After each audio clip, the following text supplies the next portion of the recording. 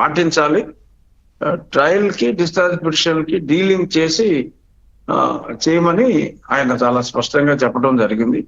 So కాబట్టి మరి discharge petitions ని అంటే మా పిటిషన్ లో వేసాం, మా ఎడిషనల్ అఫిడవిట్ లో ఆ డిశ్చార్జ్ పిటిషన్స్ అన్ని ఇమీడియట్ గా క్లియర్ చేసి వెంటనే ట్రయల్ స్టార్ట్ చేయాలని కూడా మేము అడిషనల్ అఫిడవిట్ వేసాం.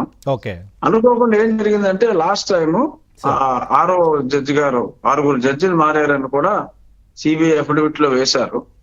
6వ జడ్జి గారు మారేటప్పుడు ఆయన డిశ్చార్జ్ పిటిషన్స్ మీద అందరి వాదనలో విన్న తర్వాత డిశ్చార్జ్ పిటిషన్స్ ని మీద జడ్జిమెంట్ ఇవ్వడానికి ఆయన సమాయత్తం అయ్యారు. ఆ రోజు ఆయన ఎందుకనో మరి సెలవు పెట్టడం జరిగింది. ఆ సెలవు పెట్టి మళ్ళీ తీర్పు ఇచ్చే లోపు వారిని మరి ట్రాన్స్ఫర్ చేయడం జరిగింది. ఆ ట్రాన్స్ఫర్ చేసిన దరిమిల ఆ కొత్తగా వచ్చిన ఆయన మరి డిశ్చార్జ్ పిటిషన్స్ వారు వినలేదు కాబట్టి వారు కూడా మళ్ళీ వినాలి అని చెప్పి మళ్ళీ ఆయన తీర్మానించుకున్న తర్వాత మళ్ళీ తిరిగి ఆ డిశ్చార్జ్ పిటిషన్స్ మీద వాదనలు మరి ఆ కొత్త జడ్జి గారు సిబిఐ కోర్టులో జడ్జి గారు వినటం మొదలు పెట్టారు.